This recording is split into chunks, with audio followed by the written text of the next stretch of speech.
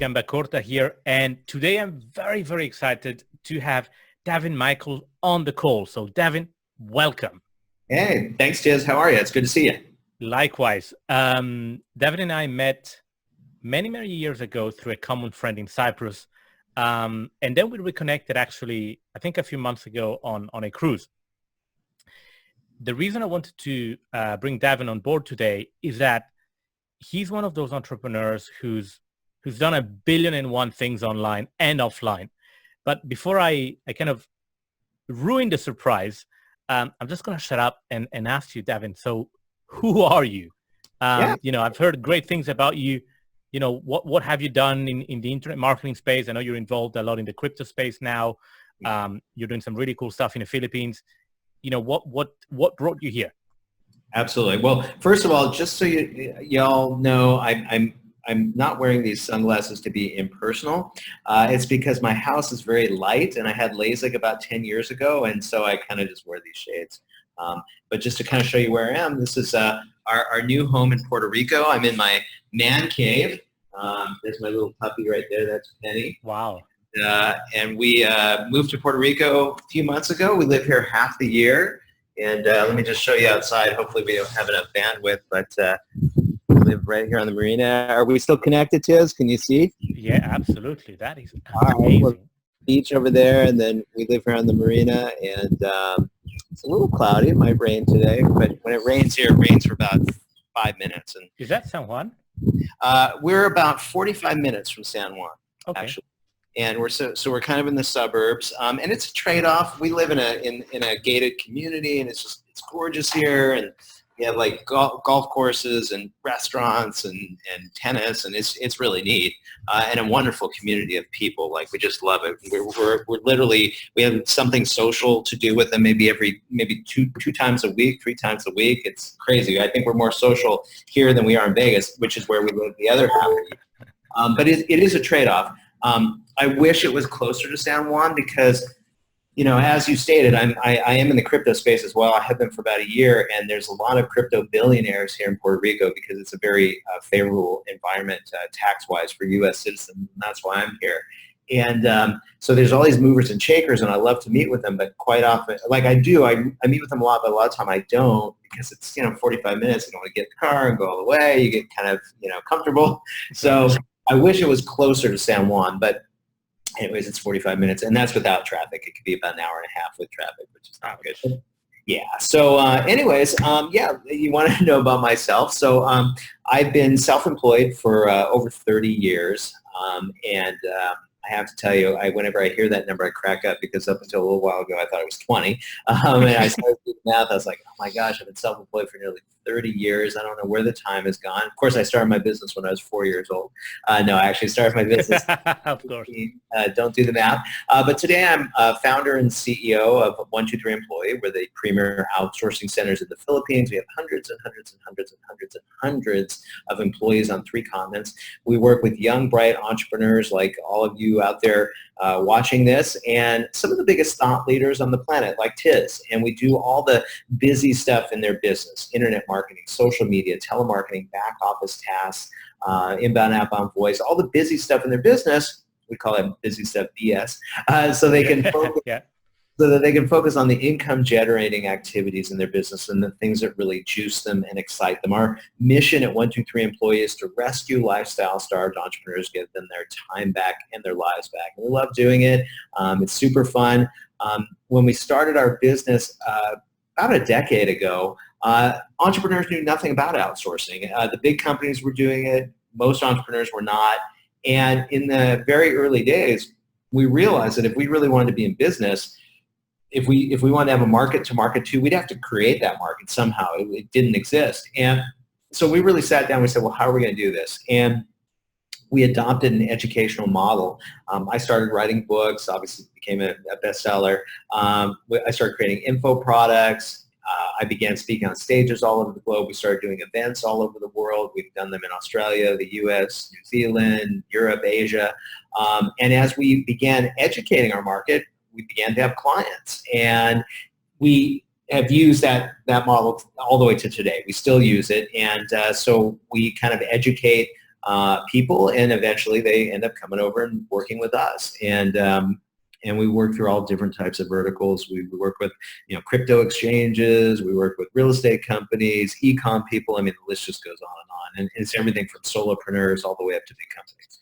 And I heard you also wrote a couple of best-selling books. Can you tell us a bit more about those as well? I can, yeah. I've written about 10 books, actually. Wow. Yeah. Most of them were self-published, but a few years ago, I did sign a deal with McGraw-Hill, and one of those books, Outsource Smart, became a New York Times best-selling book, and that was really cool. It was there's you talk to anybody, they're a best-selling author, right? But hitting the New York Times list is a small elite group, and I'm not saying it to toot my own horn, but I am doing it to just say a lot of doors open up when you're a New York Times bestseller. I mean, it really changed my life, changed the life of my family, put me on big stages with thousands and thousands of people all over the world. I've shared the stage with Bill Clinton with 6,000 people. I mean, a lot of doors have opened as a result of that, and it's very humbling, and it's exciting. Interesting. And so that was kind of your career as an author. You've got 123 employee. And I also understand you're kind of involved in helping businesses with lead generation, specifically, not just internet marketing. So how exactly, do you help people there? A lot of people who are watching this, listening to this, they either have an online business or an offline business, or they want to start one. And clearly, lead generation is the key to all of this.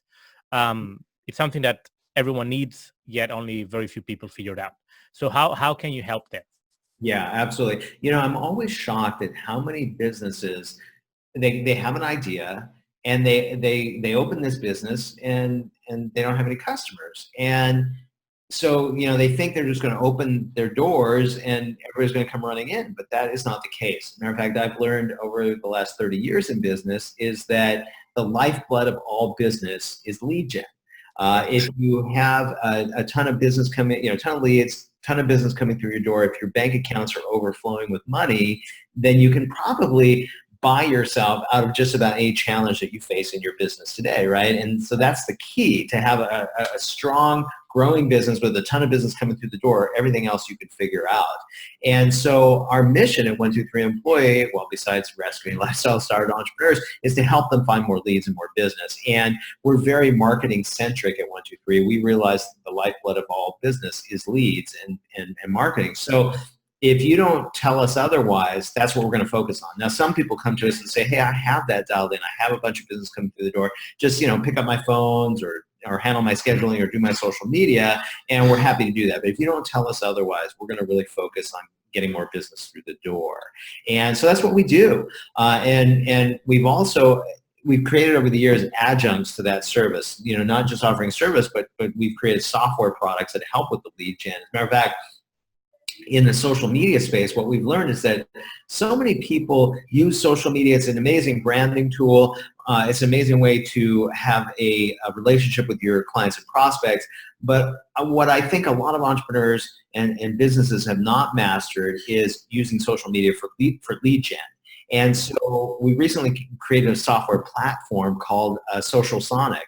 And it's a platform that it doesn't show you, it actually generates unlimited leads for life in social media. Now, when I say for life, I mean, who knows that's going to look like. But literally, it'll generate unlimited leads. You can run it all day long, generate a ton of leads, and Social Sonic will literally, it's awesome. And so we created this platform, and the market was so responsive to it that we literally sold 1.3 million in like 30 days. I mean, it was awesome. And so that's quite popular right now. We had, there's thousands of people using Social Sonic.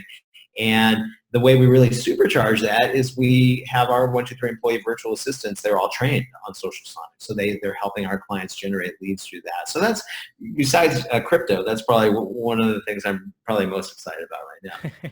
Just before we dive into that, for those who are kind of new to all this, what exactly is lead generation, and why is it important to businesses, right? I mean, a lot of entrepreneurs, and they tell me, look, hey, Tiz, but I need to have a product first, or I need to have a website first, or this or that, or I'm not ready to have the leads yet. Well, why is that so important, and perhaps what is it for those who are getting started? Yeah. So, I mean, listen, you have to have leads. You have to have business coming through the door. You have to have marketing to make any business successful. But you brought up a really good point, Tiz. Many of our followers, we have hundreds of thousands of followers today that follow me, that follow 123 Employee, which is really cool. And many of those people are not entrepreneurs yet. They're wantrepreneurs. They want to be entrepreneurs, but they haven't, found their vehicle yet or what have you. And it's interesting. We actually addressed that when we created Social Sonic, because we knew that there are so many people that wanted to start a business, but they didn't have one yet, And so what we did is we actually put under the Social Sonic hood, we created 20 pre-populated blogs with affiliate offers built in. So let's say you don't have a business yet, you can go out on social media using Social Sonic and just drive those social media leads to one of the 20 different blogs, which are in all the most popular niches like, health and marketing and internet, blah, blah, blah, blah. And so you literally have a turnkey business overnight. So, which is really cool. But then we thought, well, let's go a little bit deeper. Okay, so let's say that you're a entrepreneur, you want to have a business, but you're still working your 9-to-5 job. Right. So how are you going to, Social Sonic is not set and forget. We bill it as the world's first social media CRM. So you have to sit there and go through it and look at the leads, and it'll do messaging and stuff, but it's assisted by, it needs some human intervention as well.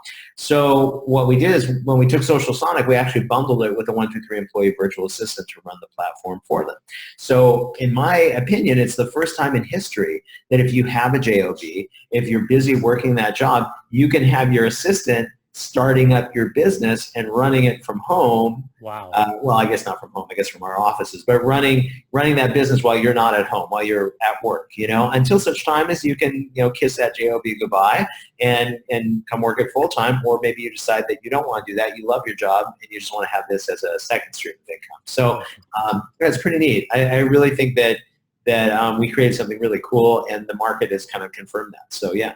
Just what are and I know this is a huge question, so let's kind of try and simplify it. What would you say are the key ways that someone can do lead generation online, and why Social Sonic better than what's out there? Sure. Well, I think that I think that of course you can use one channel for marketing, but really why? I mean, you can take a multi-channel approach, and I like that, especially if you're building a brand.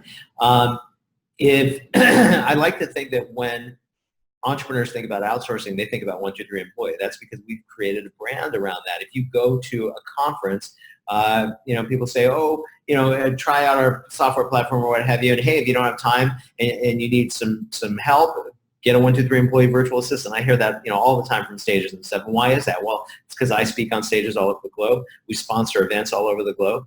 At the same time, though, when that person goes home, they are going to see probably one of my ads on Facebook. And then when they click that ad, well, I'm going to follow them, right? And that's retargeting. And you've seen an ad before, you click on it, and all of a sudden you see those ads everywhere you go. Well, that's retargeting.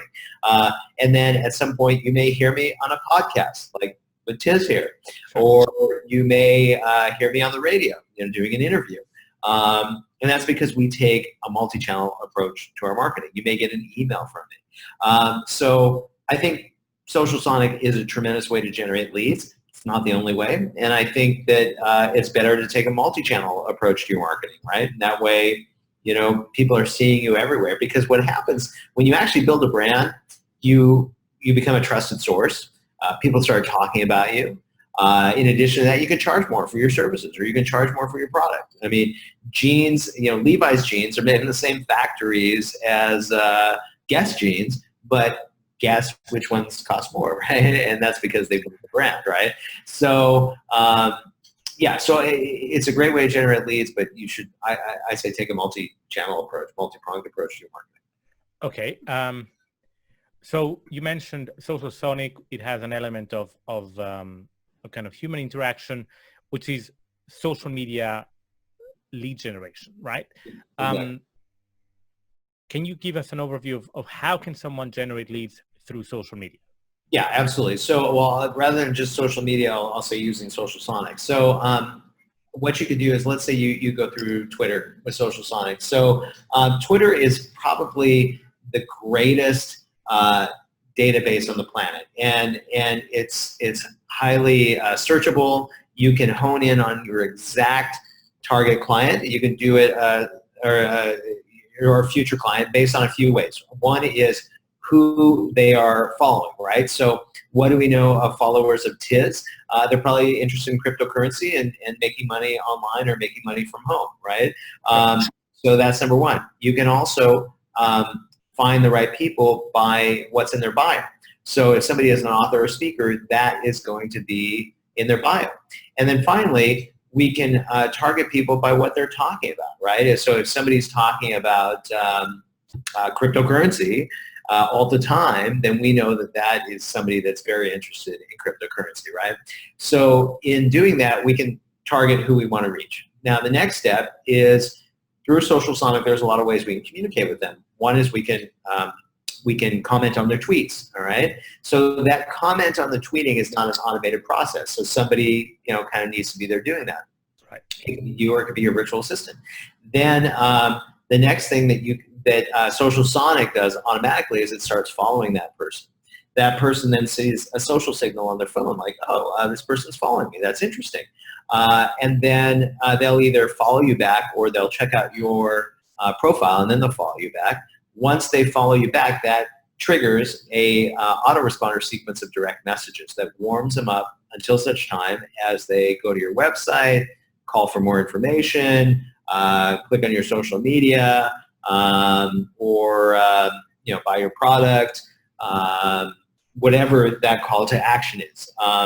And that's what goes in there. So that's kind of the automated process. Oh, and or go to one of your blog sites that we actually give you in the system.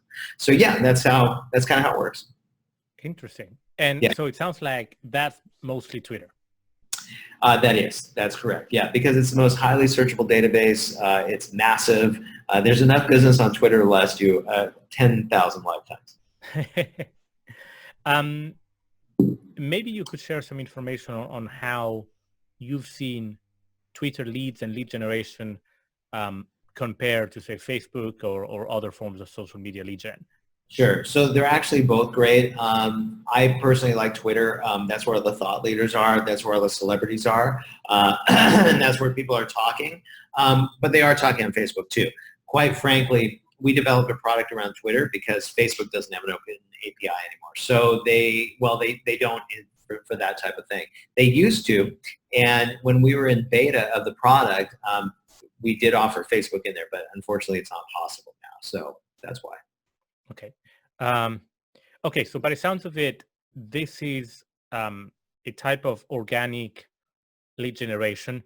Obviously, there's a cost to the software, to Social Sonic.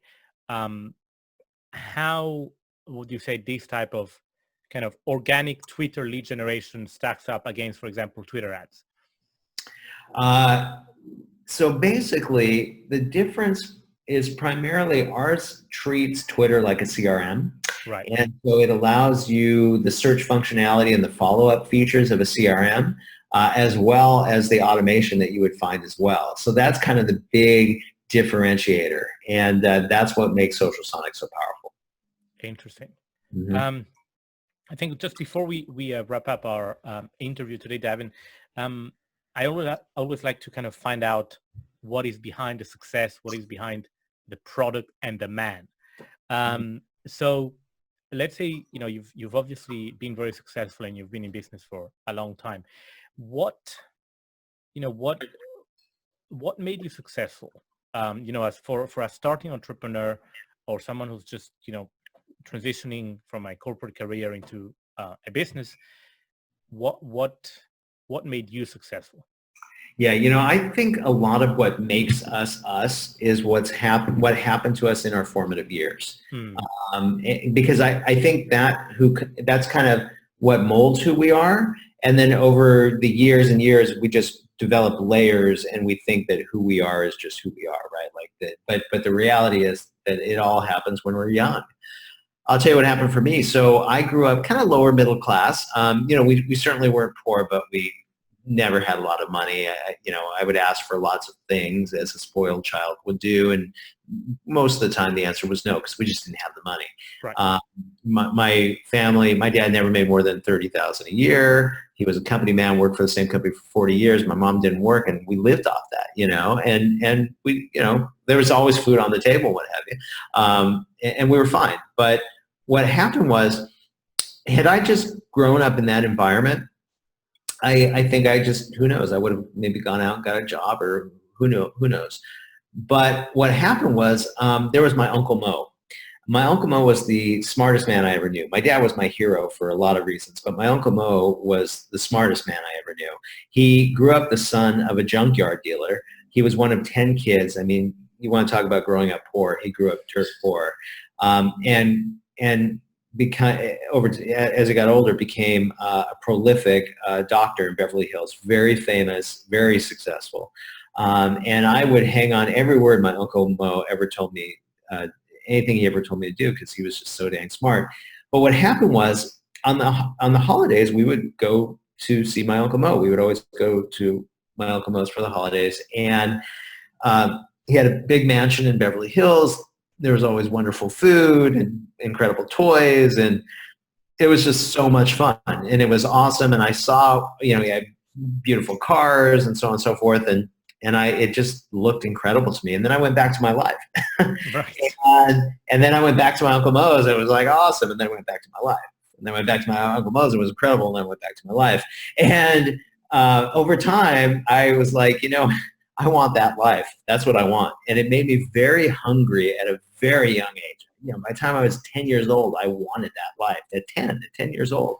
By the time I was 15, I had started my business. By the time I was 25, I made my first $1 million. And it was because I just got hungry. I got hungry. I wanted more than what my parents had. I mean, I appreciated everything my parents gave me. And my dad was my greatest hero, and not for the reason you might think. He wasn't a scholar. He wasn't a wealthy man. He was the type of man that got up every morning, just planted his feet on the ground, and was grateful to be alive. And that's probably what gave me my gratitude, which I think is really the difference between a fulfilled life and not a fulfilled life, right? I mean, we all live this thing we call life, but the difference between happy people and unhappy people, I think, it's gratitude, right? It's, if you're grateful, how could you be unhappy, right? And so he gave me that. That was his wonderful gift, and he was an incredible man. I miss him so much. But anyways, but yeah, my Uncle Mo at a young age got me hungry for what was possible. I wanted more than my dad and mom had, and so I worked my tail off. I really did. And during that time, also, I created a trait. A trait was created in me that I think many entrepreneurs have, successful ones. And that is a little bit like there's something in them that is never 100% happy. Okay. So don't get me wrong. I'm appreciative for everything I have, very grateful, very humbled, but I always want a little bit more. Like I'm always like, you know what, that's great, but I could have this, or I could do that. And so it's almost this little trick that we play on ourselves to be like, okay, but I'm not totally happy with that. Let's do this, and it's a curse too, right? Because you want to really celebrate your success or successes. Absolutely. But there, you kind of create this artificial bar so that you have to move past it, right? So and yeah, you as a successful entrepreneur, you relate, you get that. So that was a really long answer, but that's really what made me me. Now, one thing though that's very interesting is that what gives me the greatest joy in the world is teaching, empowering, making a difference in other people's lives, and traveling. That is my nirvana. And it's very interesting. In my first couple decades of business, I had some great success. Ups and downs, of course, like any business person, but mostly ups as opposed to downs. And in that, made a lot of money and created a wonderful lifestyle for myself and my family. But it wasn't until I started teaching, empowering, making a difference in other people's lives that I found my true nirvana. And that is what juices me. And I'm sure Tiz, as an educator, you can totally relate. It's the greatest feeling in the world when somebody comes up to you and says, you changed my life. Yeah, exactly. Or you shared something with me. I went out there and did it, and now I'm making money. Like there was this woman that came into one of our masterminds a few years ago. She was a sweetie, and she's like, listen, she's like, I think I don't remember. She either saw me on a webinar or went to one of our events, and I shared something. And at the time, she and her son were living in their house, and they were going to lose everything and be on the streets. And she said, I adopted that, and today, we have a nice living, and we're okay, and now I'm taking it to the next level. And I was like, she's like, and you changed my life. And boy, whenever you hear something like that, it's the coolest thing ever. So that's really, that's my heroine. And the cool thing is, as you and I both learned, we've turned that into a business model too. So we do that. We do the funnest thing in the world. We get this great privilege of being able to educate. And as a result, people buy from you because they know, like, and trust you, right? And so it's like, you win and they win, and you end up feeling really good. So true. Yeah. 3 mistakes looking back you wish you hadn't made.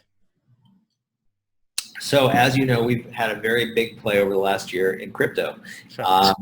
3 years ago, I sat on that same cruise that you and I hung out on, and a great friend of mine, Mike, we had a 3-hour dinner together. We were in the steakhouse, and I said, Mike, tell me about this crypto thing. Tell me about Bitcoin. He sat there for 3 hours, and my brain was like, I just didn't get it. I was too right? At the time, I think, it was probably at a couple $100. I didn't get in until it was about $1,600, which was still a win, but it wasn't a windfall. Well, it was a windfall, but it could have been a heck of a lot more. So let's see. These are the 3 mistakes. That's the first one. Yeah, so that was one. Not letting you off the hook. No, that was one. I had a chance to get in on the Avion IPO, but I thought, what idiot would pay for bottles of water? That was like the stupidest thing ever, right? Everybody was drinking soda. All right, so that was one. That was one. And let me see, what's the third one? Third one, I have so many good ones. I always talk about these. It's been a while though. I have so many screwed up opportunities. Or it can just be mistakes. It doesn't have to be missed opportunities. Oh yeah, mistakes, huh? Gosh, I don't know.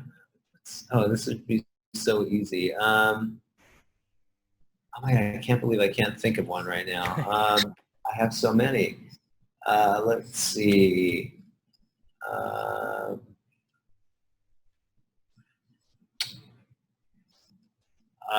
Oh yeah, I should have gone to college. So okay.